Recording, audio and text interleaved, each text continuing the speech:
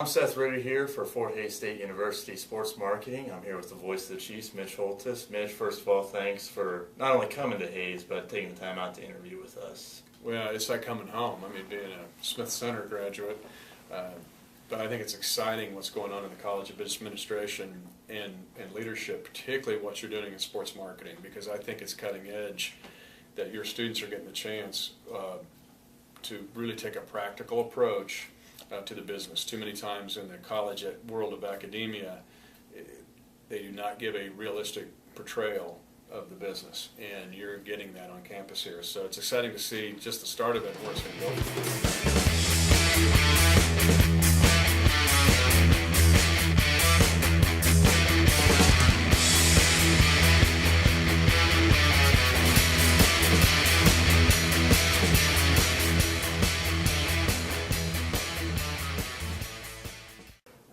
Boxers or briefs?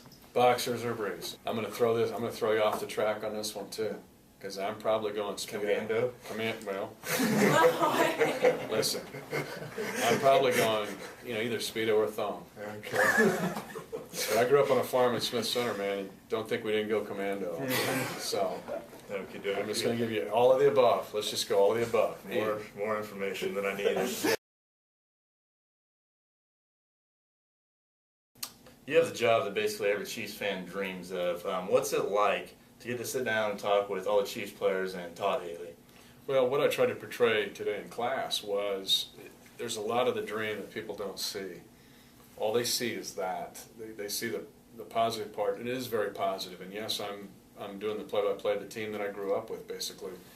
But there's a lot of challenges and sacrifices and toughness about the job. I love to interact with players. They come from all shapes and sizes. They come from all backgrounds.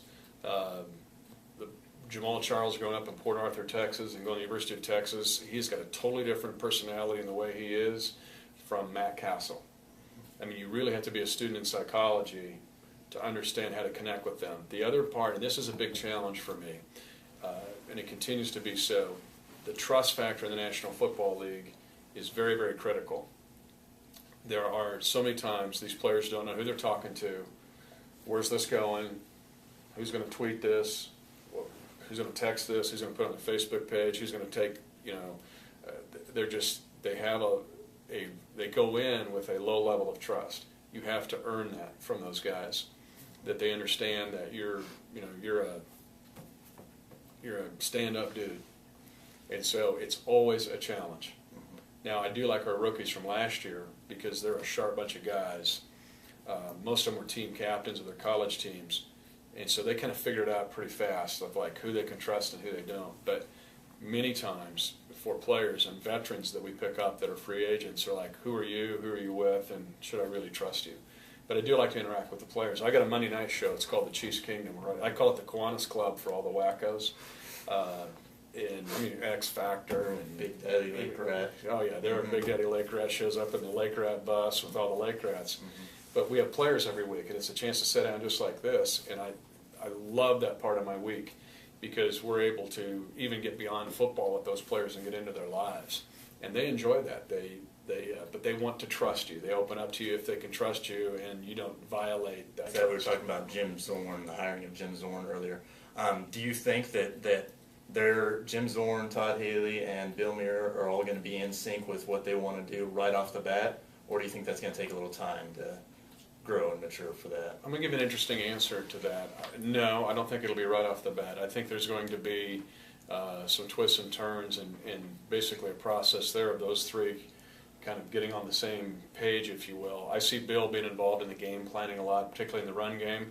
I could see Jim being involved in the game planning, particularly the passing game, and then Todd being involved with all of it, and then Todd calling plays on Sunday, if that's indeed what they're going to do. But even the play calling becomes participatory because Todd's going to ask Jim, this all has to be done in about a span of 20 seconds. There's constant contact and conversation going on between Bill, Jim, Maurice Carthon. People do not bring up Maurice Carthon. He's assistant head coach.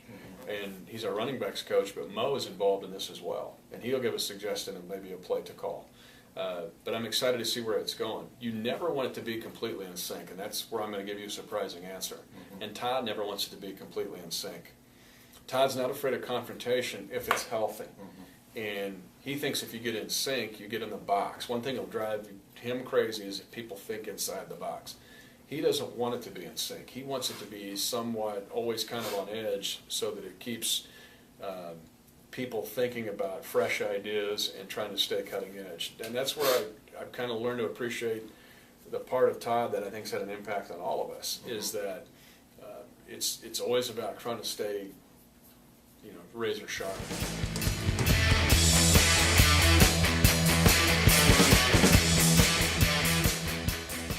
King, yo,